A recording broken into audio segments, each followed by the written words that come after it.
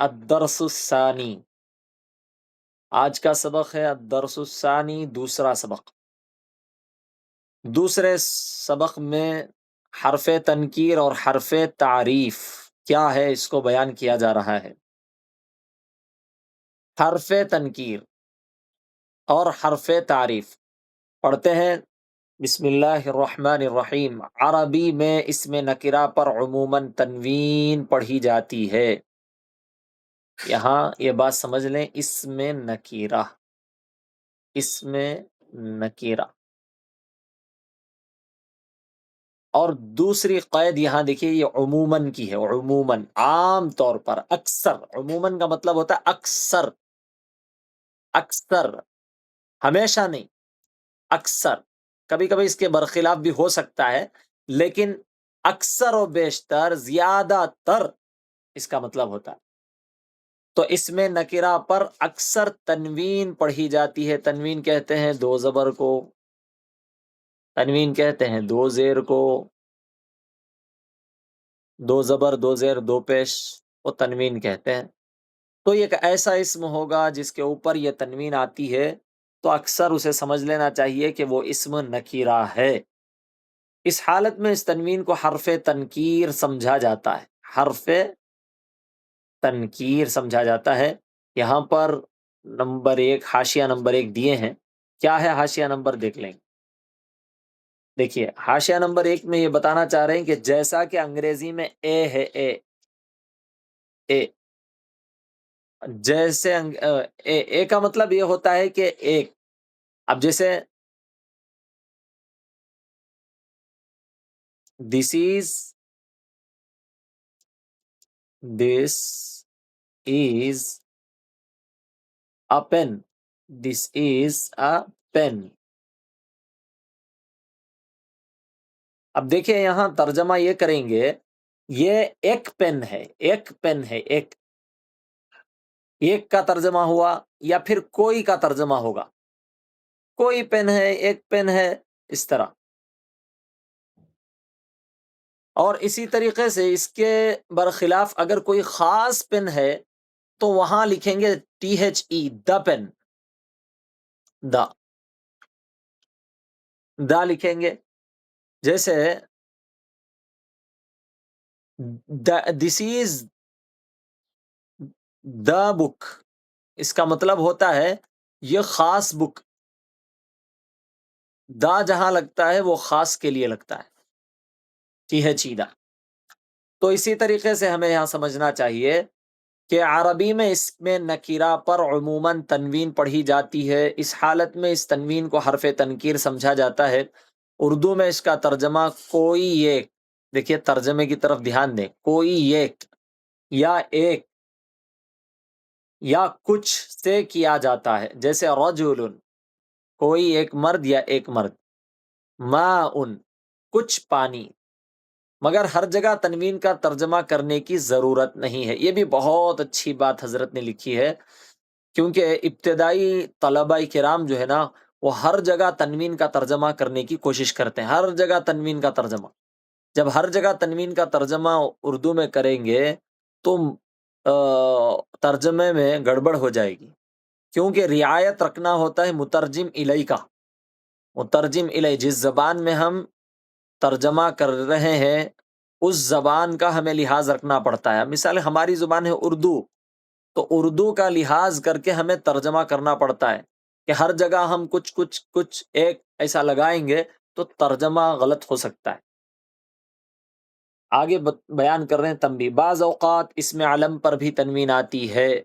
دیکھیں اسم علم، حالانکہ اسم علم معرفہ کی قسم میں سے ایک قسم ہے، لیکن بعض مرتبہ تنوین آ جاتی ہے اسم علم پر بھی، جیسے عمرو، زید وغیرہ۔ ایسی صورت میں تنوین کو حرف تنکیر نہ سمجھیں۔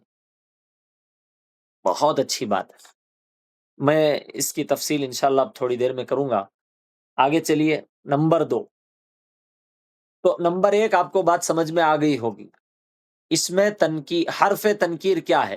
یہ حرف تنکیر، حرف تنکیر اور حرف تعریف دوسرے سبق میں سمجھا رہے ہیں۔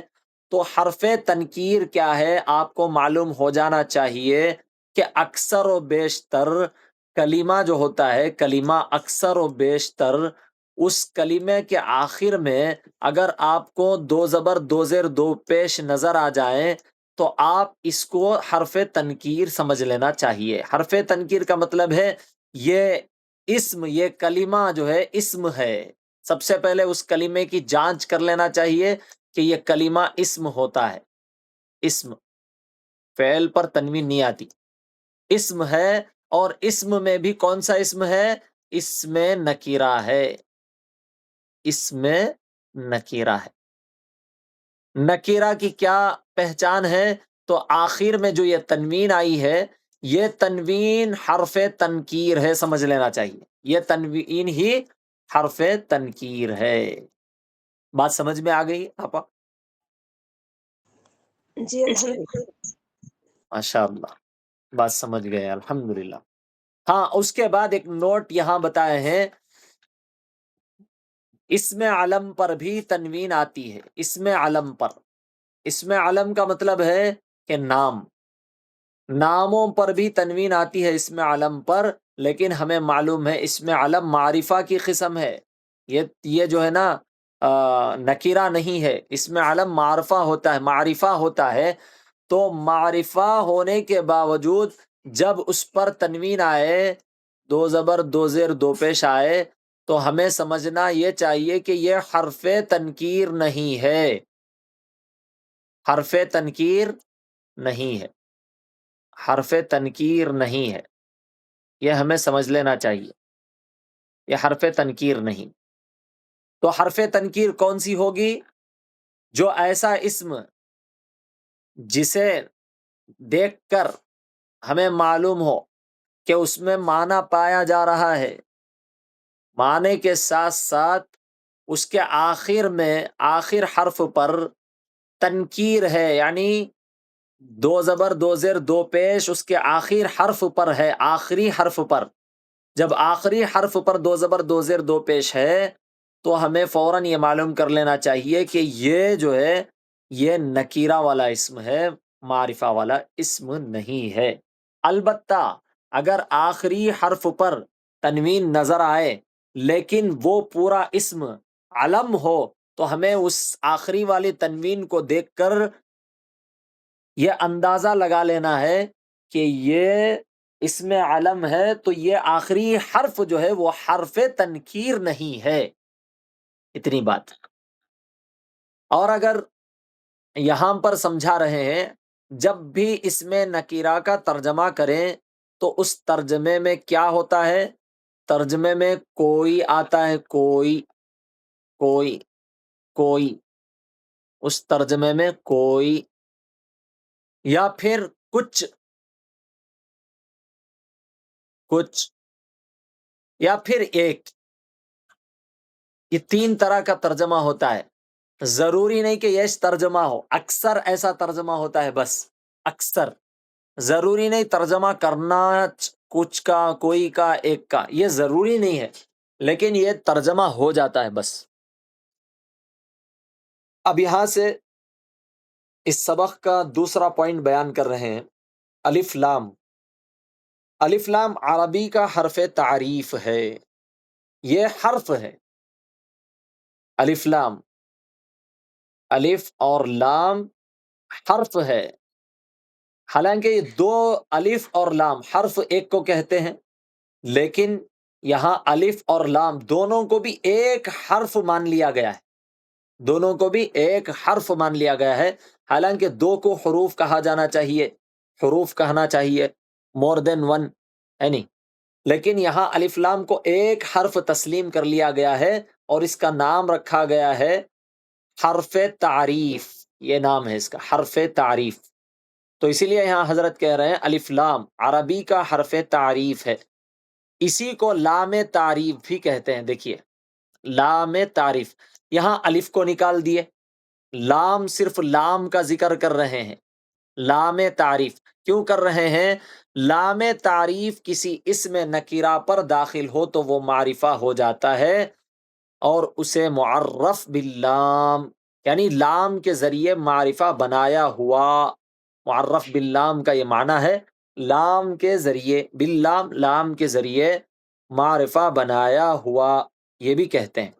چنانچہ مثال سے سمجھ لیں، سمجھ میں آ جائے گا۔ فراسن، دیکھیے یہ سین دو پیش سن ہے، یہ سین دو پیش سن میں، یہ سین دو پیش سن، یہ کون سا حرف ہے؟ آپ فوراً بتائیں گے کہ یہ حرف تنکیر ہے۔ جیسے یہ حرف تنکیر ہونے کی وجہ سے یہ پورا کا پورا اسم فراسن، یہ پورا اسم نکیرہ بن گیا ہے، اسم نکیرہ۔ اب یہ جیسے ہی آپ دیکھیں گے اس میں نکیرہ ہے تو اس کا ترجمہ آپ یا ایک سے کریں گے، کچھ سے کریں گے، کوئی سے کریں گے۔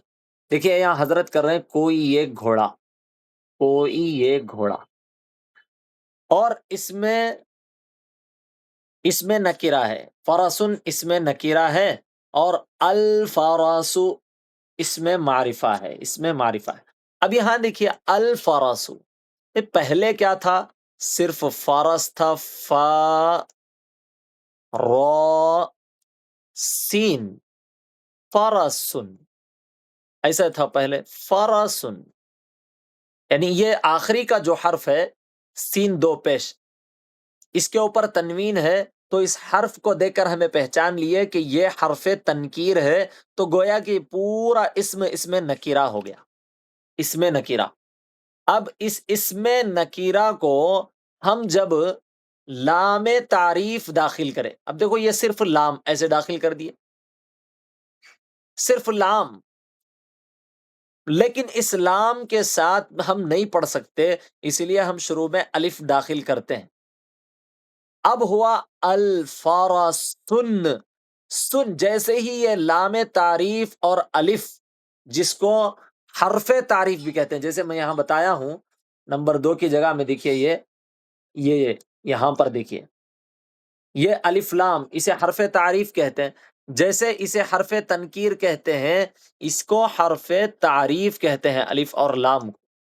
اب جیسے حرف تعریف اس کے شروع میں یہاں داخل کر دیے ہم، تو فوراً یہ حرف تنکیر کا جو تنوین ہے یہ ختم ہو جائے گا، یہ حرف تنکیر کا جو تنوین ہے یہ ختم ہو جائے گا۔ دیکھیے یہاں ختم ہو گیا، یہاں دیکھیے ختم ہو گیا، صرف یہاں لکھا گیا ہے الفرسو۔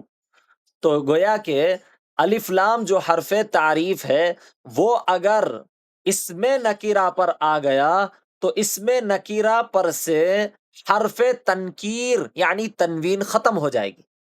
تو اب یہاں ایک قاعدہ ہمیں معلوم ہو گیا کہ الف لام جو ہے وہ تنوین کے لیے مانع ہے، یعنی الف لام کے آنے سے تنوین نہیں آئے گی، الف لام کے آنے سے تنوین نہیں آئے گی، جہاں بھی دیکھو آپ الف لام ہوگا تو تنوین نہیں ہوگی، تنوین ہوگا تو الف لام نہیں ہوگا، یہ ایک دوسرے کے سامنے، یہ جو ہے نا ضد ہیں، ایک دوسرے کی ضد ہیں، یہ رہے گا تو یہ نہیں رہے گا تو یہ رہے گا، اس طریقے سے ایک دوسرے کو مانے ہیں وہ دو۔ تو بات آپ کو سمجھ میں آ گئی ہوگی۔ اب یہاں سمجھنے کی بات یہ ہے، اس میں الف لام کو حرف تعریف کہا گیا، الف لام کو حرف تعریف کہا گیا ہے، اور مگر آگے کیا فرمایا گیا؟ آگے صرف لام تعریف کہا گیا، الف لام کو حرف تعریف اور پھر لام تعریف۔ تو عربی کا جو الف لام یہ کسی اسم نکرہ پر آتا ہے تو اس الف لام کو ہم حرف مانتے ہیں، حرف مانتے ہیں، حالانکہ یہ حروف ہیں، الف اور الگ ہے، لام الگ ہے، لیکن اسم نکرہ پر جیسے ہی یہ داخل ہوگا تو ہم اسے کہیں گے یہ الف لام دو مل کر ایک حرف بن گیا، اس کا نام ہے حرف تعریف۔ سمجھنے کی بات ہے یہاں۔ اب اس کے بعد آپ دیکھیے گا، جب الف لام داخل ہو کر کوئی اسم نکرہ پر، اسم نکرہ کو بنا دیا اسم معرفہ، الفرسو یہ بنا دیا، تو اب یہاں دیکھیے ہم جو ہے نا ملانے کے وقت میں یعنی وصل میں، یعنی اس سے پہلے اگر کوئی لفظ ہو تو وہ لفظ کو ملائیں گے تو اس الف کو نہیں پڑھا جاتا ہے، صرف اسلام کو پڑھا جاتا ہے، صرف اسلام کو پڑھا جاتا ہے، تو اس لیے اسلام کو لام تعریف کہتے ہیں، اور اس الف کو وہاں کہیں گے الف حمزہ وصل کہیں گے، اس لیے اس کا نام لام تعریف، اور اس کا نام حرف تعریف۔ اب اس عمل کا نام معرف باللام، اس پورے عمل کو کیا کہا جائے گا؟ یہ جو ہے لام کے ذریعے سے اسم نکرہ کو معرفہ بنایا گیا ہے، تو یہ ہو گیا معرف باللام، لام کے ذریعے سے معرفہ بنایا ہوا، یہ پورا۔ اب اسی کو دیکھیے، میں پورا آپ کو اس دوبارہ ایک مرتبہ پڑھ کے بتا دیتا ہوں۔ نمبر 2 یہاں دیکھیے،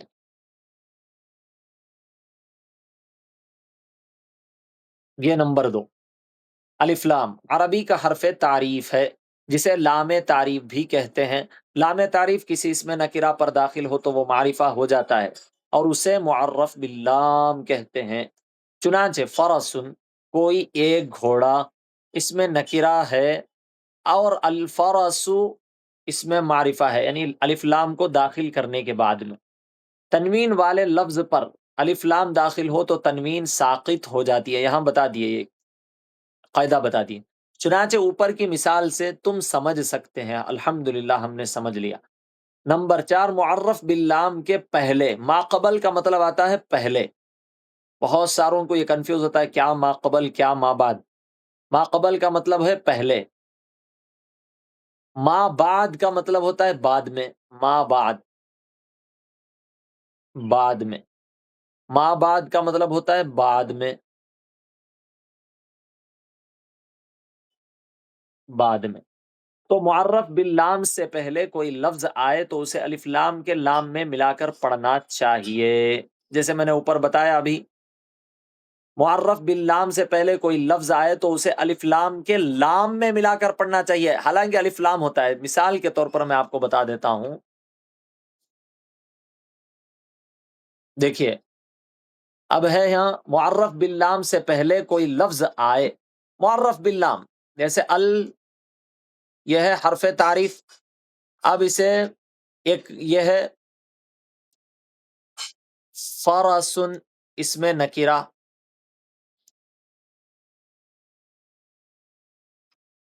اب اس اسم نکرہ کو حرف تعریف کے ذریعے سے معرفہ بنا دیا گیا، جیسے یہاں بنائیں گے الف لام اور فا را سین، یہ حرف تعریف تھا، حرف تعریف کو اسم نکرہ پر ملا کر ہم نے کیا بنایا؟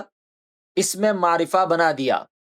تو جو اسم نکرہ پر جو حرف تنکیر تھی سین دو پیش، اس میں سے تنوین ختم ہو گئی کیونکہ الف لام آ گیا۔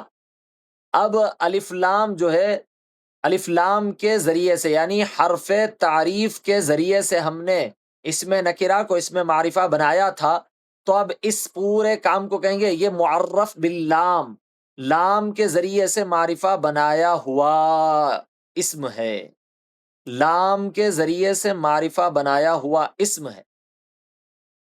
اب یہاں پر سمجھنے کی بات یہ ہے کہ جیسے ہی معرف باللام کے ذریعے سے الف لام حرف تعریف کے ذریعے سے معرف باللام اسم بنایا گیا ہے، تو اس معرف باللام والے اسم سے پہلے، یہاں یہ بتانا چاہ رہے ہیں، دیکھیں نمبر 4 معرف باللام سے پہلے کوئی لفظ آئے، اب مثال کے طور پر یہاں آ گیا، یہاں جو ہے رجل آ گیا،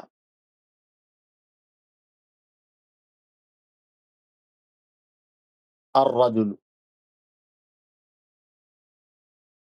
ہاں دیکھیے یہ ہے اصل میں معرف باللام والا، اس سے پہلے کوئی لفظ آ گیا، یعنی یہ لفظ ہم نے لکھ دیا ہے الرجل، یہ لفظ آ گیا تو اب اسے کیسے پڑھیں گے وہ بتا رہے ہیں. دیکھیے الف لام کے لام میں ملا کر پڑھیں گے, الف لام کے لام میں ملا کر. یہ الف لام ہے, اس الف کو چھوڑ کر لام میں پڑھیں گے. کیسے؟ الرجل, لل, الرجل, لام لام پیش لل, ایسے ہو گیا الرجل. الف لام ختم, الف ختم ہو گیا, لام کو پڑھا گیا. بات انشاءاللہ سمجھ میں آ گئی ہوگی. یہ میں بہت تفصیل میں چلا گیا. معرف باللام کے ما قبل کوئی لفظ آئے تو اسے الف لام کے لام میں ملا کر پڑھنا چاہیے. اب میرا ایک سوال ہے کہ ما قبل کا مطلب کیا ہوتا ہے؟ ما قبل کسے کہتے ہیں؟ پہلے والا. پہلے. جی. ما بعد کسے کہتے ہیں؟ بعد میں. بعد والے. بعد. ما بعد کا مطلب ہوتا ہے بعد والا, اور ما قبل کا مطلب ہے پہلے والا, یعنی جو بھی پہلے ہو. یہ ما ہے نا, یہ جو کا معنی دیتا ہے, وہ بھی آئے گا انشاءاللہ آگے. اتنی بات الحمدللہ کلیئر ہو گئی ہوگی پوری تفصیل کے ساتھ. الحمدللہ. الحمدللہ. اب میں ایک بات پوچھنا چاہتا ہوں, ایک سوال ہے میرا, وہ یہ ہے حرف تعریف کون ہے؟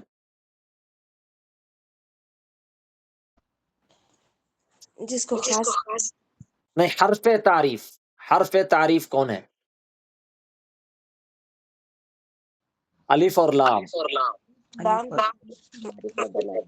یہ ہے حرف تعریف. الف اور لام حرف تعریف ہے. اور حرف تنکیر کون ہے؟ جو حرف کے آخر میں تنوین ہوتی ہے. ہاں, وہ حرف. مثال کے طور پر فرسن میں سین دو پیش سن جو ہے, یہ حرف تنکیر. ٹھیک ہے, اب آگے چلیے. اس وقت الف لام کا حمزہ جسے حمزۃ الوصل, یہ بھی پہلے بتا دیا میں, حمزۃ الوصل کہتے ہیں, تلفظ سے ساقط ہو جائے گا. حمزۃ الوصل, الف واو یا. حمزۃ الوصل یہ کیا سمجھ میں نہیں آیا؟ یہ اس وقت اوپر سے دیکھیں گے. نمبر 4, معرف باللام کے ما قبل کوئی لفظ آئے تو اسے الف لام کے لام میں ملا کر پڑھنا چاہیے. نمبر 4 پھر سے دیکھیے, معرف باللام سے پہلے کوئی لفظ آئے تو اسے الف لام کے لام میں ملا کر پڑھنا چاہیے. اس وقت الف لام کا حمزہ جسے حمزۃ الوصل کہتے ہیں تلفظ سے ساقط ہو جائے گا. تو یہاں یہ کیا لکھے ہیں, یہ بعد میں دیکھیں گے اسے کیا لکھے ہیں.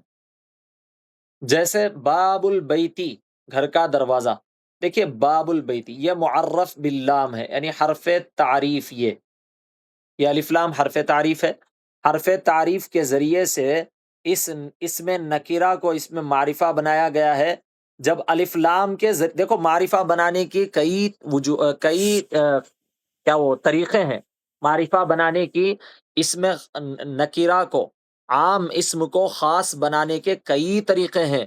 ان میں سے یہ ایک طریقہ ہے, اس طریقے کا نام ہے معرف باللام. یاد رکھیں گے, اس میں نکیرہ کو, اس میں نکیرہ کا مطلب ہے اس میں عام.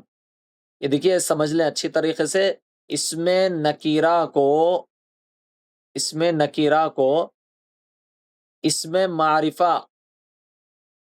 میں معرفہ بنانے کے بہت طریقے ہیں. اس میں معرفہ بنانے کے بہت طریقے ہیں.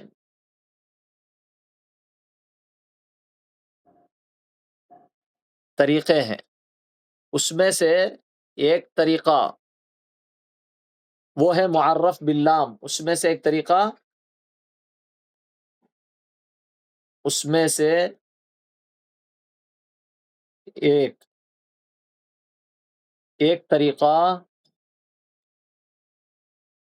معرف باللام ہے.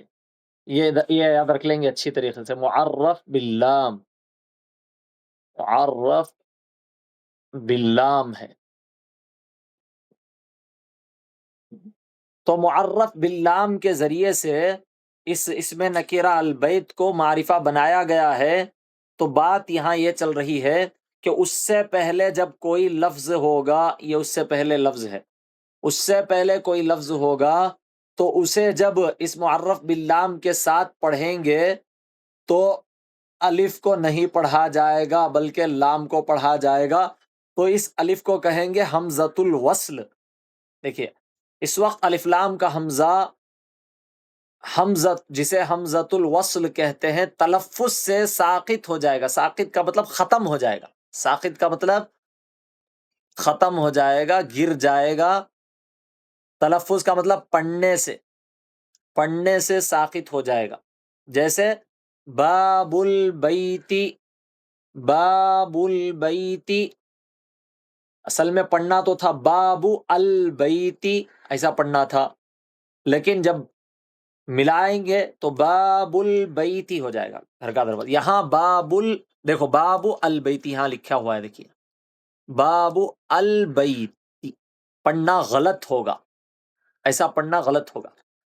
اب یہاں ایک خبر ہمارے واسطے خاص خبر دے رہے ہیں، خبردار کر رہے ہیں۔ لام تعریف سے پہلے حرف ساکن ہو تو ساکن کو عموماً زیر لگا کر ملا دیتے ہیں، مگر من کو زبر دیا جاتا ہے، جیسے عن کو عن البیتی گھر سے، اور من کو من البیتی گھر سے پڑھیں گے۔ بہت زبردست قاعدہ یہاں پہلے ہی سمجھا رہے ہیں حضرت۔ کیا فرما رہے ہیں؟ لام تعریف سے پہلے، مثال کے طور پر دیکھو یہ لام تعریف، حرف تعریف کہتے ہیں اسے، اور اسے اب ہم بنا دیا البیت، البیت، البیت، البیت بنا دیے تو لام تعریف سے پہلے حرف ساکن ہو، حرف ساکن ہو، حرف ساکن۔ اب کیسے حرف ساکن ہوگا؟ اب جیسے حرف ساکن جو ہے نا دو میں ہی ہوگا، جیسے من ہے، دیکھیے نون ساکن ہے، تو اس سے پہلے یہ لام تعریف سے پہلے اگر کوئی ایسا حرف آ جائے جو ساکن ہو، دیکھیے یہ ساکن حرف، تو ساکن حرف ہو تو کیا کریں گے؟ عموماً زیر لگا کر، حرف ساکن ہو تو ساکن کو عموماً، یہ عموماً یاد رکھنا ہے، یہ بہت زبردست، ماشاءاللہ بہت گہرائی کے ساتھ بہت اچھے طریقے سے حضرت یہاں سمجھا رہے ہیں۔ عموماً کا مطلب ہے زیادہ تر، اکثر، یعنی ہمیشہ نہیں بلکہ زیادہ تر، اکثر ایسا ہو جاتا ہے، لیکن اکثر کا مطلب یہ نہیں کہ ہمیشہ وہی رہے گا، ایسا نہیں ہے، اس کے خلاف بھی ہوتا ہے کبھی کبھار۔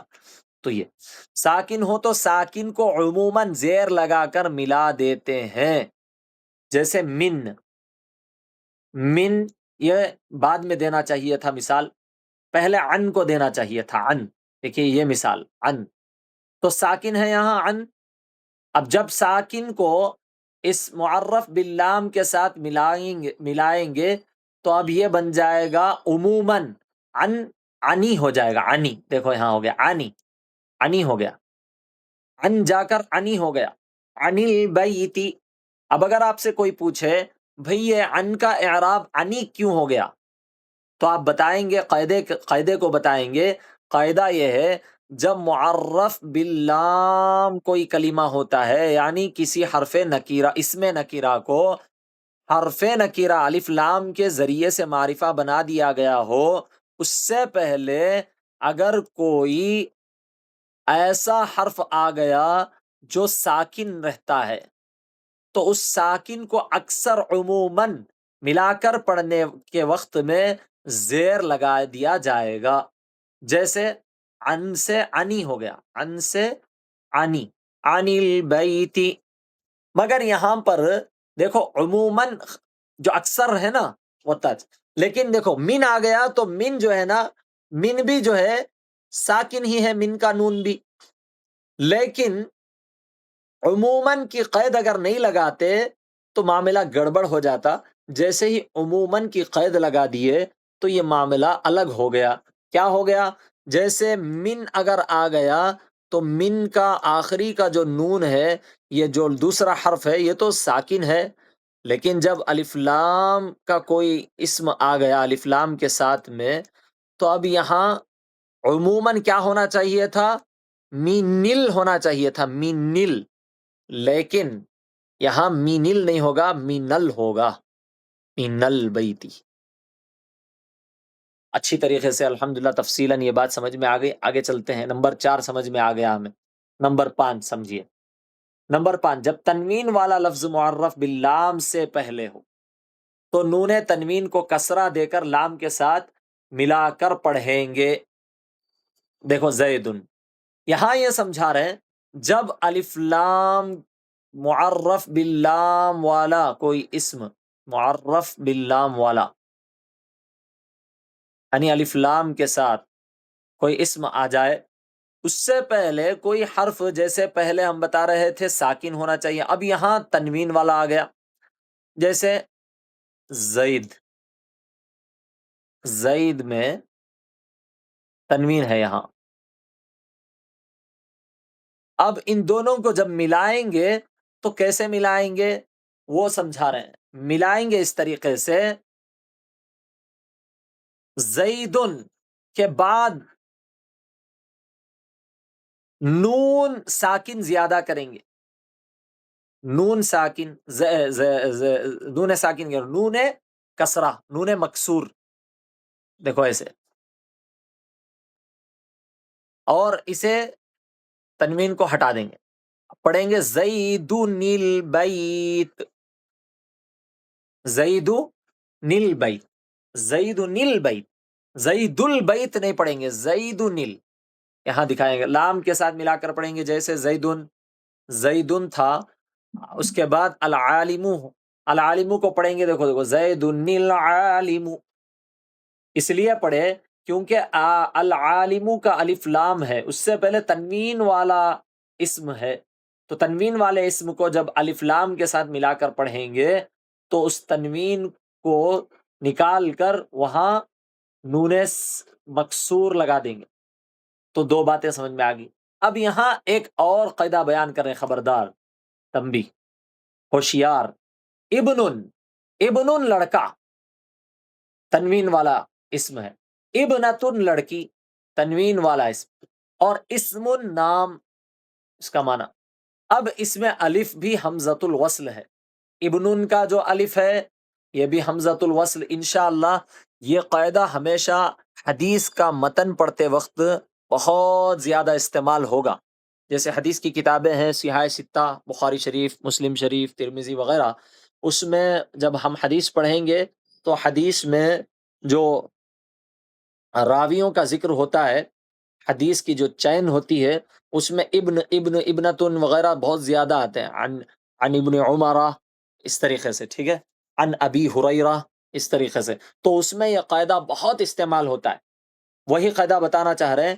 ابنن، ابنن کے معنی ہوتے ہیں لڑکا، اور اسی طرح ابنتن کے معنی ہوتے ہیں لڑکی، ابنتن. اور اسی طرح اسمن کے معنی ہوتا ہے نام، اسمن، نام. ان تینوں کا جو یہ سب سے پہلا الف ہے، یہ الف حمزۃ الوصل ہے. اب آپ کو معلوم ہی ہے حمزۃ الوصل کسے کہتے ہیں. وہ حمزہ جو وصل کے وقت میں ساقط ہو جاتا ہے، گر جاتا ہے، یعنی ملانے کے وقت میں گر جاتا ہے، اسی کو حمزۃ الوصل کہتے ہیں. وہی یہ قاعدہ سمجھا رہے ہیں. جو ما قبل سے ملنے کے وقت گرا دیا جاتا ہے، ابن لڑکا، ابنتن لڑکی، اسم نام، اس کا جو الف یہ بھی حمزۃ الوصل ہے. جو ما قبل سے ملنے کے وقت گرا دیا جاتا ہے، ما قبل کا مطلب میں پہلے بتا دیا، اس سے پہلے والے سے ملنے کے وقت وہ حمزہ گرا دیا جاتا ہے. جیسے ہوا، دیکھو ہوا، یہاں ابن ہے، ابن، اس سے پہلے ہمیں ہوا لگائے، یہاں ہوا، ہوا. اب آپ بتائیے اسے کیسے پڑھیں گے. ہوا ابن پڑھیں گے یا ہوا بنن پڑھیں گے؟ ہوا بنن پڑھیں گے. جی، ہوا ابن نہیں پڑھیں گے کیونکہ ملانے کے وقت میں یہ حمزہ وصل گر جاتا ہے، تو پڑھیں گے ہوا بنن. اسی طرح ہیا ابنتن، ہیا، ہیا ابنتن پڑھنا چاہیے تھا، لیکن یہ حمزہ وصلی ہے، اس لیے ڈائریکٹ ایسے پڑھیں گے ہی یبنتن، ہی یبنتن. اور اسی طرح ہاذا، ہاذا یہ، اس کے بعد آئے گا اسمن، الف لام ھذا اسم، لیکن پڑھیں گے کیسے؟ ھذا اسم، ھذا اسم.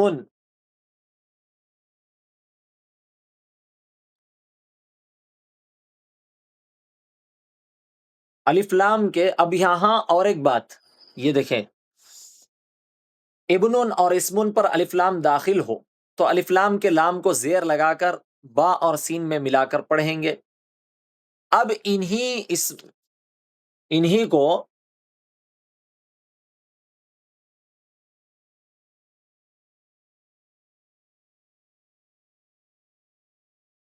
اب یہاں ایک مثال دی جا رہی ہے، یہ مثال دیکھ لیں گے اس کے بعد آگے چلیں گے. یہ مثال زید ابن حامد اسم، حامد اسم، یہ کیا مثال ہے؟ یہ وہی مثال ہے جو ہم اوپر پڑھے تھے. ہم کیا پڑھے تھے؟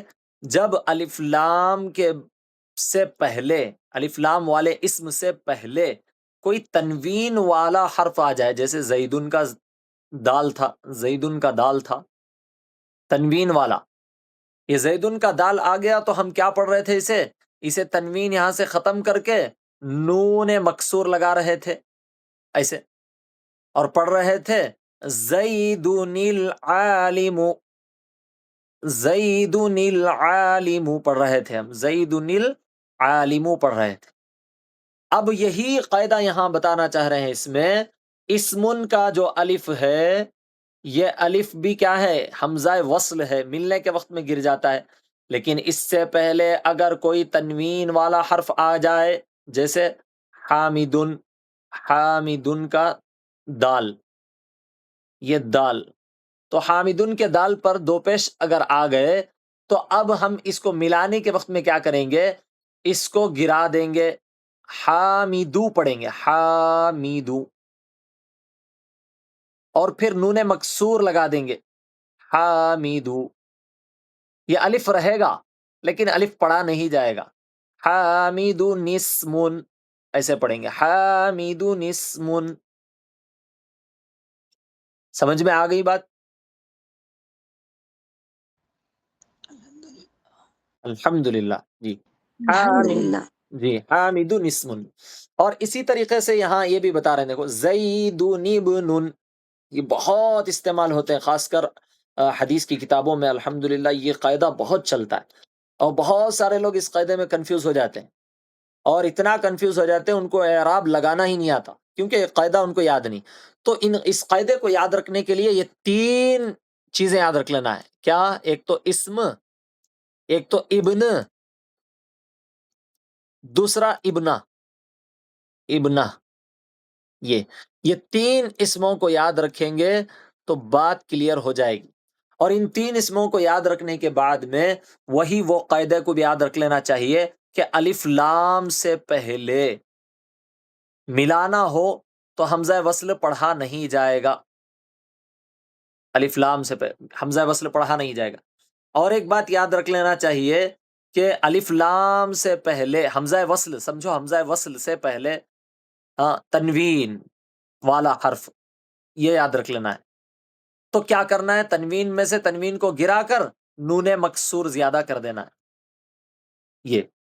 اور اس کے علاوہ اور ایک قاعدہ یاد رکھ لینا ہے کہ الف لام سے پہلے، یعنی الف لام کا مطلب حمزہ وصل، یہ حمزہ ہے حمزہ وصل، یہ بھی حمزہ وصل، ابنتن کی، ابنن کی بھی حمزہ وصل، اسمن کی بھی حمزہ وصل. یہ تو الف لام حمزہ وصل سے پہلے، حمزہ وصل سے پہلے اگر ساکن حرف آ گیا، یہ یاد رکھ لینا ہے، ساکن، تو کیا کرنا ہے؟ اکثر عموماً کیا ہوتا ہے؟ ساکن حرف کے نیچے کسرہ دے دیا جاتا ہے، سکون ختم. لیکن ایک جگہ اس کے برخلاف زبر دیا جاتا ہے، وہ ہے من، اسے یاد رکھنا ہے، وہ ہے من، من البیتی، ایسے. چلیے آگے چلیں گے.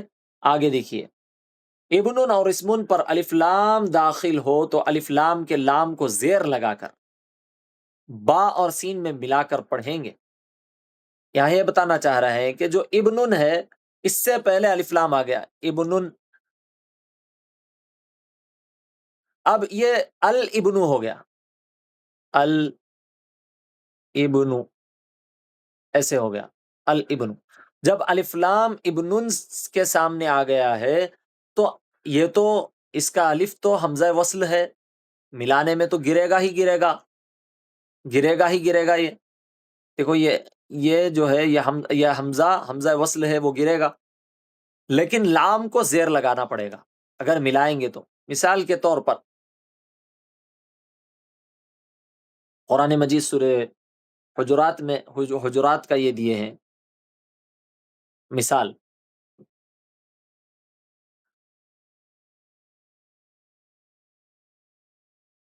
دیکھیے یہ حمزہ وصل ہے، یہاں میں غلط بول دیا، یہ نہیں، یہ تو الف لام ہے نا، یہ الف لام ہے، یہ حمزہ وصل ہے، ابن کا حمزہ۔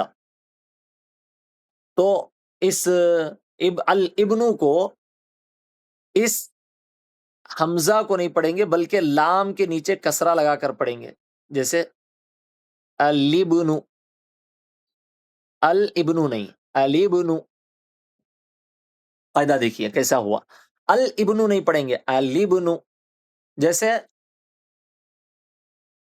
الاسم، ایسے ہوا الاسم، اس کے بعد الف سین میم، الف لام الف سین میم، الاسم، ملا دیے اسے تو پڑھیں گے الاسم، الاسم۔ یہ حمزہ گر گیا کیونکہ یہ حمزہ وصل ہے، ملانے میں گر جاتا ہے۔